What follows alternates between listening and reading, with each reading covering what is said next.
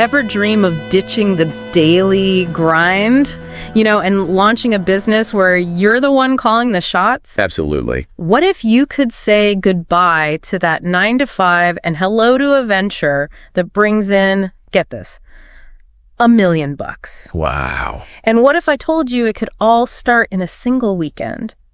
That's a bold claim. It is, right?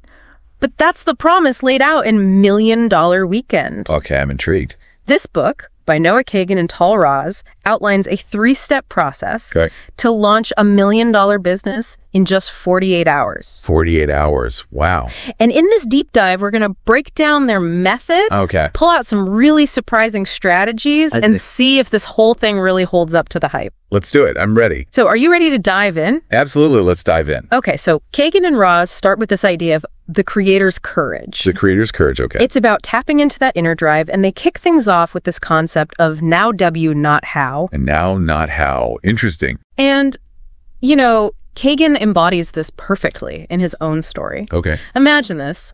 Early in his career, he actually got fired from Facebook. Wow. From Facebook? Yeah. That's got to be a tough one. You'd think that would be a major setback, right? But instead of letting it derail him, he used it as fuel. Okay. He fully embraced this idea of N, no W, not how. Right. And just dove headfirst into launching ventures, trying everything from an online sports betting site to, get this, a dodgeball tournament startup. Dodgeball. Okay, now that's interesting. Talk about a range, right? That's quite a range. Yeah. It really speaks to, the power of just experimenting, embracing uncertainty, which honestly I think can be pretty daunting for aspiring entrepreneurs. Absolutely. And that's where this concept of the freedom number comes in. Freedom number, okay. This is huge because what if you could achieve, financial freedom with a specific attainable income goal? Kagan says that's the power of the freedom number. It's about defining that realistic monthly revenue target that allows you to ditch that 9 to 5 and pursue your passions. I love that. I mean, it's such a clear, tangible goal to work towards, something that feels within reach, which honestly is so important for that initial motivation, right? Yeah, it's not about waiting for some distant dream. It's about taking action. Exactly. And for Kagan, his own freedom number was $3,000 a month. $3,000, okay. Enough to cover those essential expenses and have that breathing room to experiment without being chained to a traditional job. Right. Makes sense. And to solidify this whole action-oriented mindset, he actually throws down a challenge. Okay, listen. He says, ask someone you respect for a business idea. Interesting. And here's the kicker. Start working on it immediately. Whoa, hold on. Immediately. Like, no overthinking it. Nope. No overthinking, no waiting for that perfect moment. Just pure, unadulterated action. That's intense. Yeah. But I kind of like it. Yeah. It's about diving in head first, even before you feel like you're 100% ready, right? Absolutely. And, a huge part of that is overcoming the fear of asking for what you want, which is a recurring theme in the book. Okay. It makes sense, but easier said than done for a lot of people, right? Oh, absolutely. And, Kagan actually learned this from his father. Okay, how so? His dad was a copier salesman. Okay. So he faced rejection on a daily basis. I can imagine, yeah. And his dad didn't just tolerate rejection, he embraced it. Wow. He actually set weekly rejection goals. Rejection goals, that's a new one. I know. He aimed for 100 no's because he knew that within those rejections, there were hidden gems of opportunity. That's such a powerful reframe, right? It's like shifting your perspective from a fear of failure to understanding that rejection is just part of the process. Exactly. And that leads to what Kagan calls the unlimited upside of asking. Okay, I like that. He argues that the downside is minimal, right? Maybe a little awkwardness, a simple no, but the potential upside of a yes, limitless. I see what he's getting at. It's about recognizing that the act of asking has value in itself, right? Exactly. Regardless of the outcome, like it builds confidence, develops resilience, it opens doors that might have stayed shut otherwise. Exactly. So how do we flex those asking muscles? Well, that's the question, isn't it? Kagan introduces this brilliantly simple exercise called the coffee challenge. The coffee challenge, okay, lay it on me. It's as simple as it sounds. The next time you're at a coffee shop, order your usual, then muster up that creator's courage and simply ask for a 10% discount.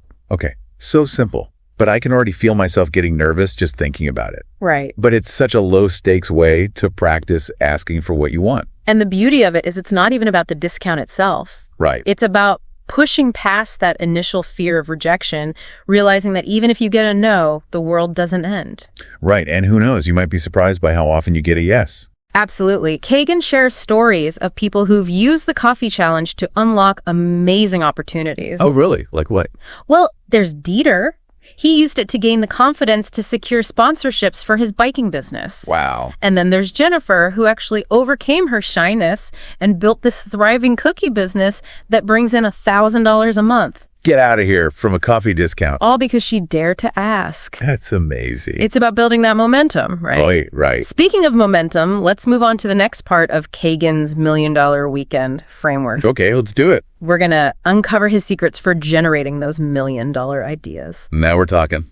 I'm ready. All right, so we've tapped into our inner creator's courage, and we're ready to take action. Right. But where do those $1 million ideas actually come from? That's the $1 million question, isn't it? Well, in part 2 of $1 Million Weekend, Kagan and Raz dive into exactly that. Okay. They're helping us uncover those golden opportunities. Okay, I'm listening. They start with this concept called the zone of influence, which is all about looking inward for inspiration. Interesting. So instead of searching for some groundbreaking, never-before-seen idea, we should be looking at our own lives, our networks, our passions. Exactly. It's about identifying those pain points or unmet needs within our existing circles. Precisely. And leveraging our unique knowledge and experiences to create solutions. And if you're still feeling stuck, he offers another clever strategy. Look to the bestsellers. Okay, tell me more.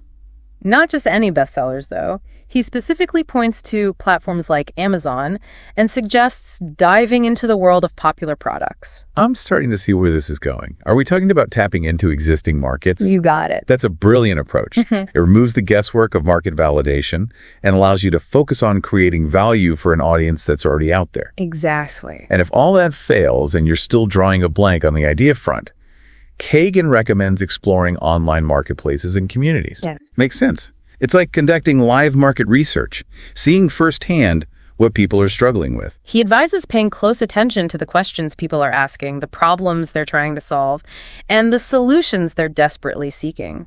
Those conversations can be gold mines for uncovering viable business ideas. It's about tapping into the collective wisdom of the crowd and identifying those unmet needs that are ripe for disruption. And once you have a potential $1 million idea brewing, Kagan introduces a tool that helps you quickly assess its viability, the 1-minute business model. The name itself is intriguing.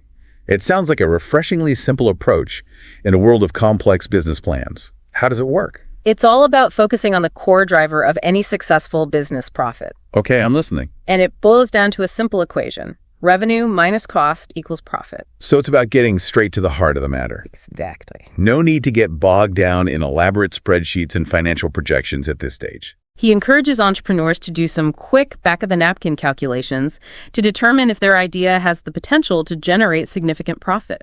Could you give us an example of how this would work in practice? Absolutely. Let's say you're passionate about handmade jewelry and you're thinking about selling your creations online.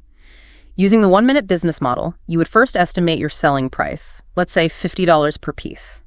Then you'd factor in your costs, materials, packaging, online platform fees. Let's assume that comes to $15 per piece. That leaves you with a profit of $35 per piece. So to hit that $1 million mark, you'd need to sell roughly 28,500 pieces. It helps you visualize the scale needed to achieve your financial goals. Exactly. Now, what if your initial calculations show that you'd need to sell millions of units to hit your target? Kagan emphasizes the importance of pivoting. It's about being adaptable. Yeah. Realizing that your initial idea might need some tweaking or a complete overhaul based on those early assessments. You nailed it. Okay, I'm listening. Kagan shares a great anecdote from his own entrepreneurial journey. He initially wanted to launch a subscription service selling beef jerky for $20 a month. But after crunching the numbers and getting some feedback, he realized that targeting offices with a slightly higher price point would be far more profitable. So he pivoted from individual customers to a B2B model, tapping into a market with potentially larger orders and recurring revenue. Exactly. And he gave a couple more examples of successful pivots in the book, like AppSumo, which started by selling bundled software, but found greater success by offering individual deals.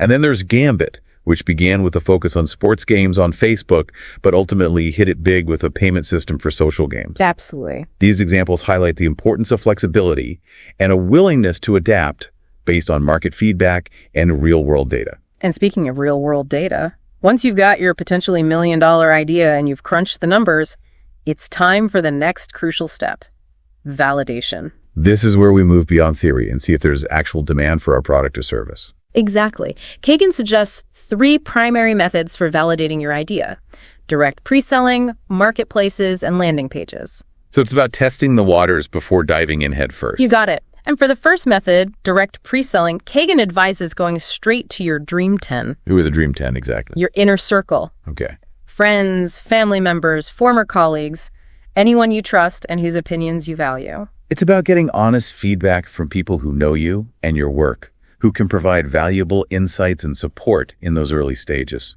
And he doesn't just recommend sharing your idea with them, he suggests actually going for the close. Present your offer and see if they're willing to pull out their wallets. That's bold, but I can see how it would provide invaluable validation. If people are willing to pay for your product or service before it even exists, you're onto something. Exactly. And to increase your chances of getting that pre-sale, Kagan suggests crafting a compelling offer sentence. Exactly. So it's about distilling your value proposition down to its essence, making it irresistible. It should clearly state the price, the benefit, and the time frame. Like, for $50, I'll create a custom logo for your business delivered within 48 hours. It's concise, it's clear, and it creates a sense of urgency. Now, if your Dream 10 doesn't align with your target market, Kagan recommends tapping into online marketplaces like Facebook Marketplace or Craigslist. It's a great way to reach a wider audience and test the waters without investing heavily in marketing or advertising. And if you want to take your validation efforts a step further, Kagan suggests creating a simple landing page. A landing page.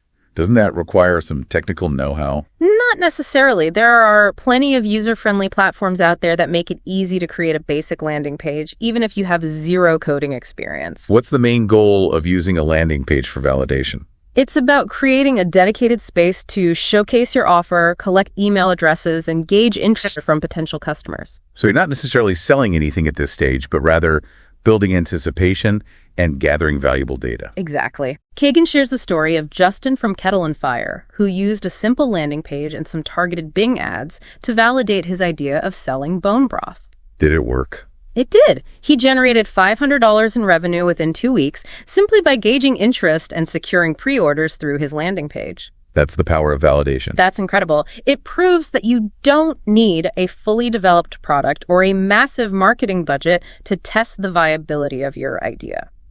And that wraps up part 2 of our deep dive into Million Dollar Weekend. We've explored the zone of influence, the power of tapping into existing markets, the 1-minute business model for quick assessments, the importance of pivoting, and the 3 key methods for validating your idea. It's a fantastic blueprint for going from the initial spark of inspiration to a validated business concept, all within the span of a weekend. Now, are you ready to shift gears and dive into the final stage of Kagan and Raz's framework, where we'll discover how to transform that validated idea into a sustainable business? Okay, so you've got this $1 million idea. Right. You've validated it. You've tested it out. Uh-huh. Now what? Yeah, what's next? How do we actually make this thing fly? That's the $1 million question, right? It is. That's where part 3 of $1 Million Weekend comes in. Okay. Kagan and Raz unleash their growth machine playbook. All right, I like it. Growth machine. Mm-hmm. Hit me with it. So first up, Kagan, he comes right out and says social media isn't about making those quick sales. Okay. It's about cultivating a community that will support your business for the long haul. That makes sense. Right. And that's where this idea of the core circle comes in. The core circle. Okay. Imagine having this group of dedicated followers who believe in what you're doing and are willing to actually champion your cause. I mean, everyone wants that, right? Kagan actually shares a really cool example from his own experience. Okay, what's that? It's this thing called Bo Bikes Bama. It was this charity bike ride for Bo Jackson, the, former NFL star. Right. And get this, Kagan's audience, they rallied together and raised $30,000. Wow. In just 3 days. Okay, that's awesome. For this cause. That's incredible. Just goes to show you the power of having that committed community behind you. For sure. But how do you build that core circle in the first place, right? Right. Kagan suggests this really interesting concept called content circles. Content circles, okay. What's that all about? It's basically about tailoring your content to resonate with different segments of your audience. So you're saying instead of just putting out generic content, you're really thinking about who you're talking to. Exactly. Give me an example. How would that actually work? Let's say you have a house cleaning company, right? Okay, I'm picturing it. They could create content for like 3 different circles, right? Okay. So you've got your core circle. Yeah. Maybe that's people specifically in the Southwest who are interested in like cleaning evaporative coolers. Right. Then you've got your medium circle. Okay. Maybe those are new homeowners, right? Makes sense. Who need tips on choosing the best laundry detergents. Okay, I like it. And then you've got your large circle that's families who are looking for advice on like the best vacuums for their needs. I see. So you're saying you don't need to be everything to everyone. Right. But by getting specific with your content, you can really target the right people. Exactly. And, you know, Kagan doesn't stop there. Okay. He also talks about the importance of being transparent about your entrepreneurial journey. So like sharing the highs and the lows, the wins and the losses. Exactly. He actually highlights this YouTuber, Ali Abdaal. He built a huge following. Yeah, I've heard of him. By sharing these how I videos. Right. Giving people a behind-the-scenes look at his own process, his struggles, his triumphs. I like that. I mean, it makes you relatable. Exactly. And you know, Kagan, he takes it a step further. Okay. He actually encourages you to actively engage with your audience, invite them to be part of your journey. So it's not just about talking at your audience, but having a conversation, making them feel like they're a part of it. Exactly. Now, while social media is great for building that community, Kagan, he's a big believer that email is for profit.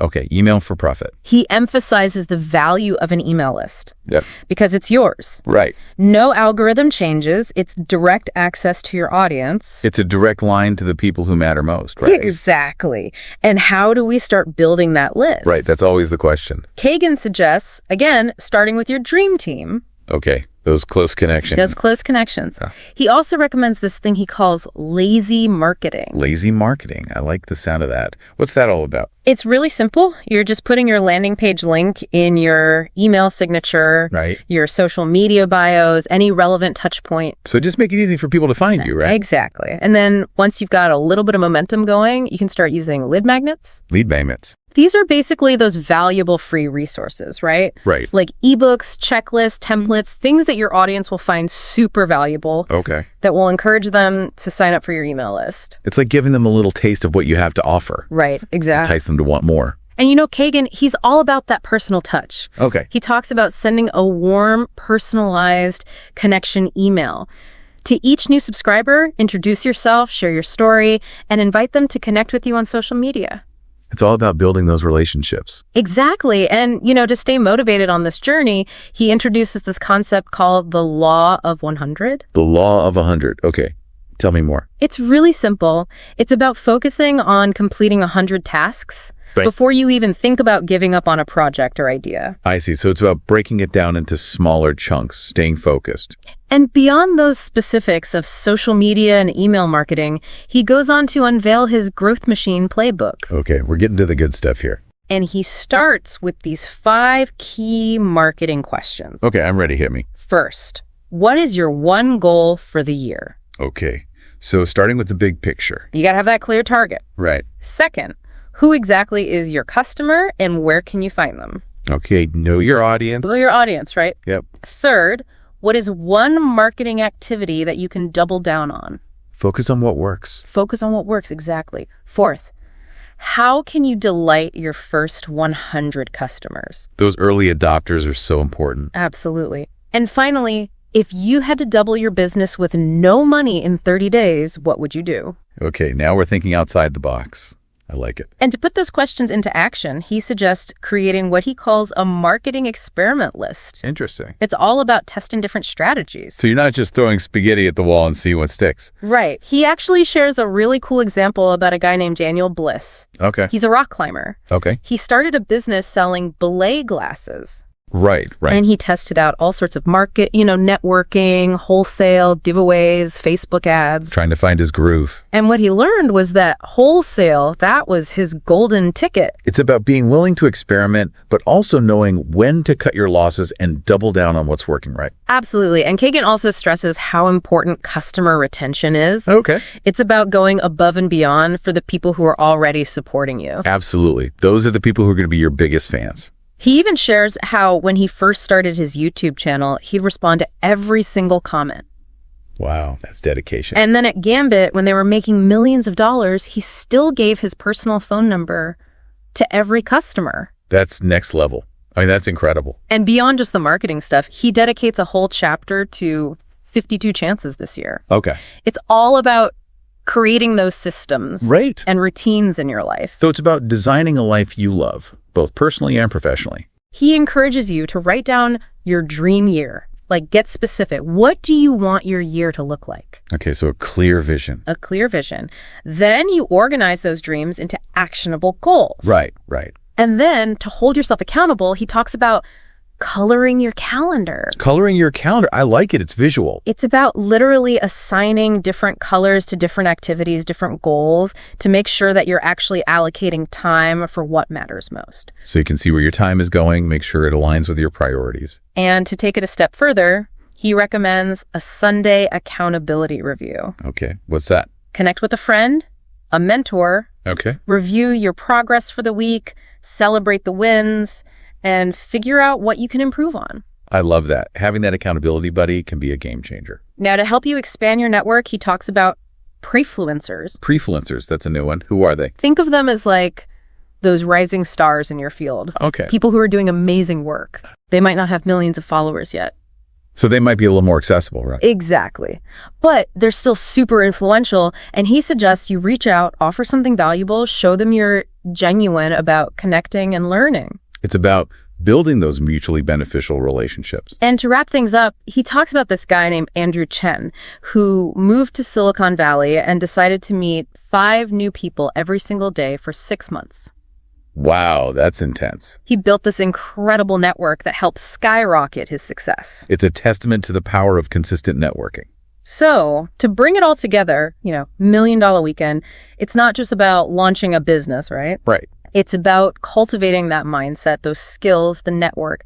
You need to build a successful business and life that you're passionate about. Absolutely. It's about taking action, embracing those challenges. It's about believing in yourself. And building a community. And never giving up on your dreams. That's it. That's the message. And, we'd love to hear from you. What resonated with you from this deep dive? What's your freedom number? And what's the one E thing you're going to do today to start building that $1 million week?